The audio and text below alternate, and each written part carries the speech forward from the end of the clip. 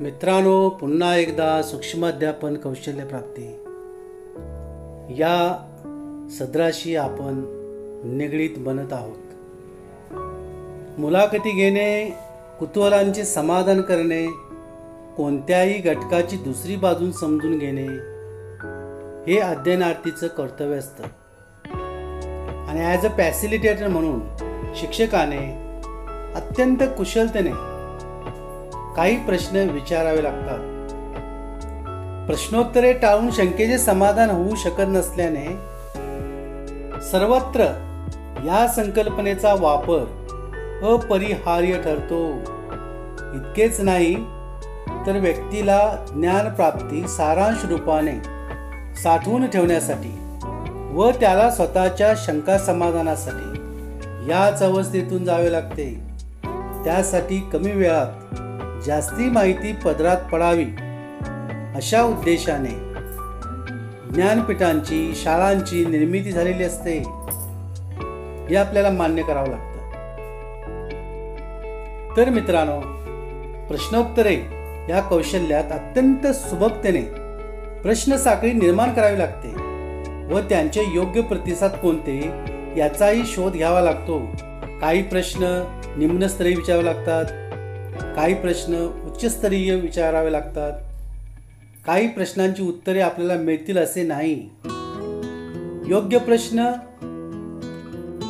अधिक योग्य प्रतिसाद बरोबर शंका समाधान हे समीकरण या ठिकाणी सांभाळावे लागते. याच न्यायाने एखाद्या घटकाबद्दल प्रथम माहितीचे सादरीकरण करावे. हे सादरीकरण झाल्यानंतर अध्ययनार्थी आपल्या परीने त्या माहितीची मीमांसा करेल, पृथक्करण करेल व स्वतःची मते बनवील.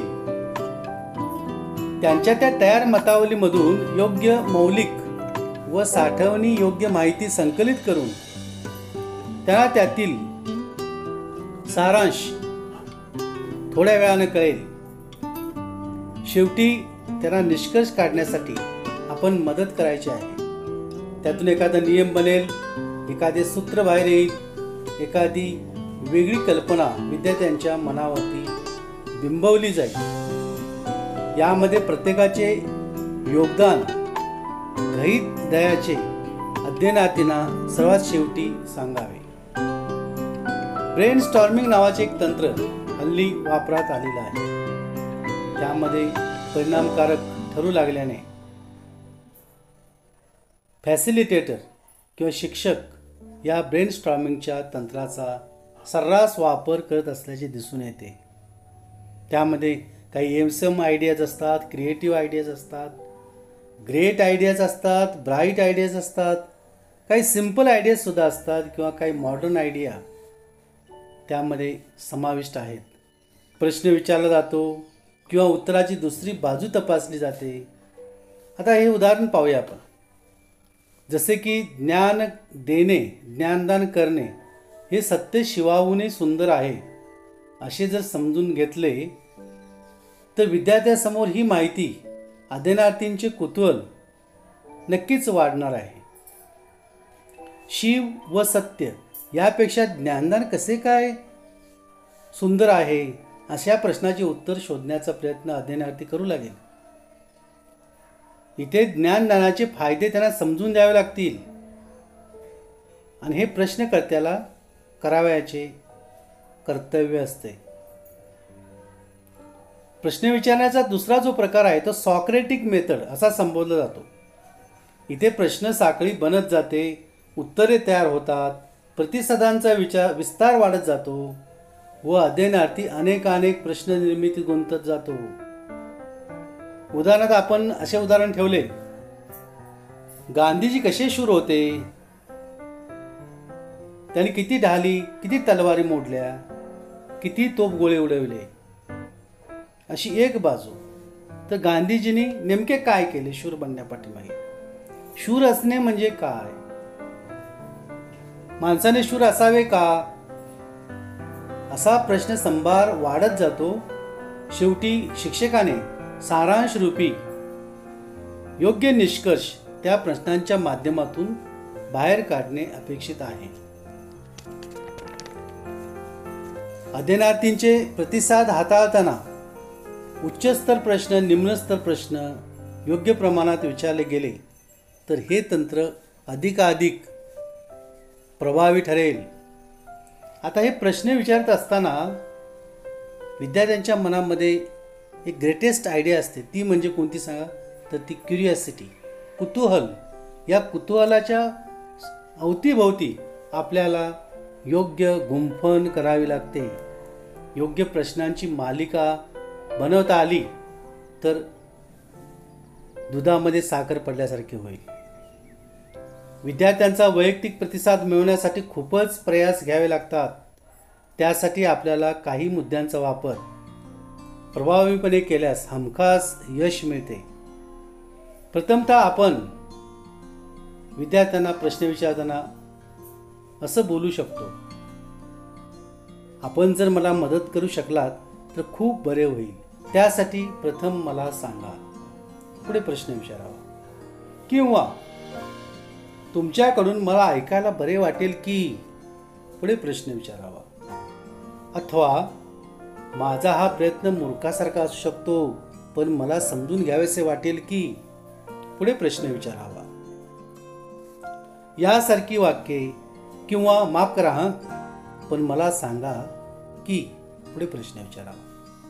तसेच तुम्हाला वाईट तर नाही वाटणार ना, पण मला आशा आहे याचे उत्तर तुमच्याजवळ आहे. किंवा कुठेतरी चुकतंय ते आपण बरोबर करूयात, म्हणजेच तिथे प्रश्न विचारावा. हो, सारं काही ठीक आहे पण याबाबत आणखी काय सांगाल? नक्कीच हे तुमचे उत्तर असणार आहे ना. अशी तंत्रे प्रश्न विचारताना फॅसिलिटेटरने विद्यार्थ्यांसमोर भाषा वापरावी लागते किंवा वापरली तर अत्यंत प्रभाव पडू शकतो. दुसरा प्रकार जो आहे तो विद्यार्थ्यांच्या प्रतिसादांचं पृथक्करण कसं करायचं. जर तुम्हाला प्रश्नाचे उत्तर देताना वेळ हवा असेल, विचार करायला सवड हवी असेल तर अशा वेळी निश्चितपणे काही संकल्पना तुम्हाला उपयुक्त ठरू शकतात. आपल्याला विचार करायसाठी वेळ हवा असतो.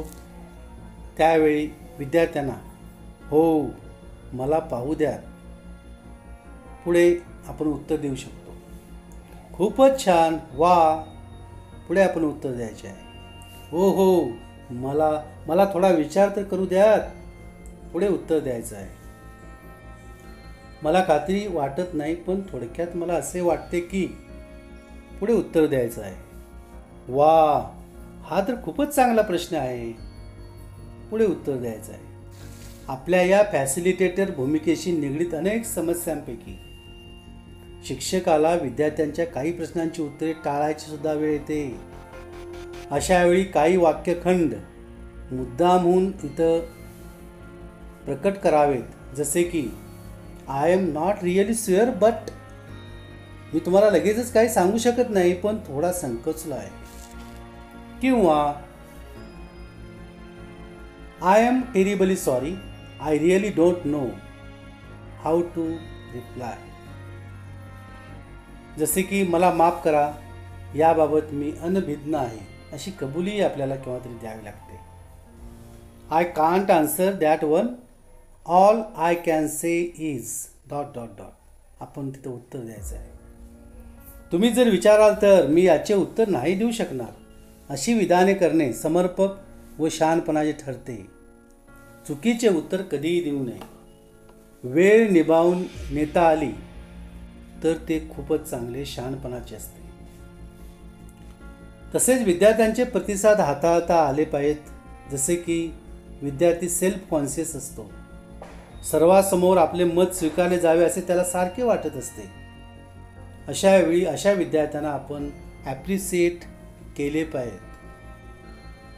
You must show appreciation for their answer. समजा काही विद्यार्थ्यांनी चुकीची उत्तरं दिलेली असतील तर त्या क्षणीच अशी उत्तरे दुरुस्त करावीत. जर अतिशय उत्कृष्ट प्रतिसाद आलेला असेल तर अशाही उत्तराला ॲप्रिशिएट करावे, तेथे योग्य अभिनंदन करावे, आपला योग्य अभिप्राय द्यावा. अध्ययनार्थी जसे प्रतिसाद देतील तसे अन्य अनेक संबंधित प्रश्न उपस्थित करीत गेल्यास फायद्याचे ठरते. शक्यतो सामूहिक उत्तरे आपण टाळावी. टाळ्या वाजवणे, समूह गान, एका सुरात काही मुद्दे बोलून घ्यायचे असतील अशा वेळेला कोरसमध्ये काही गोष्टी व्यक्त झाल्या तर ते चालू शकेल. पण प्रश्नाचा प्रतिसाद हा एक प्रत्येक शेवटच्या विद्यार्थ्यापर्यंत आपला प्रश्न ऐकायला गेला पाहिजे आणि त्याचे उत्तर प्रत्येक विद्यार्थ्याकडून चांगला रिस्पॉन्स जर आला तर आपला पाठ किंवा आपण शिकवत असलेला घटक हा अत्यंत चांगल्या प्रकारे शिकवतो आहे, विद्यार्थी पाठात रममाण होत आहेत असा त्याचा अर्थ घेतला जाईल. जितके प्रश्न उच्चस्तरीय असतील तितका तो पाठ काठिण्य पातळी ओलांडतो. जितके निम्नस्तरीय प्रश्न असतील तितका तो पाठ काठिण्य पातळी खाली आणतो. हे पाहून आपल्याला संतुलित 5 मिनिटाचा पाठ हळूहळू 15 मिनिटांमध्ये कन्वर्ट करायचा आहे.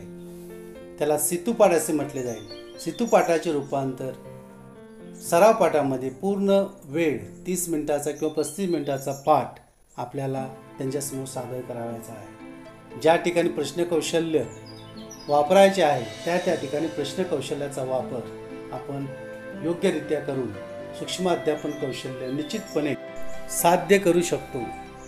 आपण एक प्रयत्न करून पाहावा.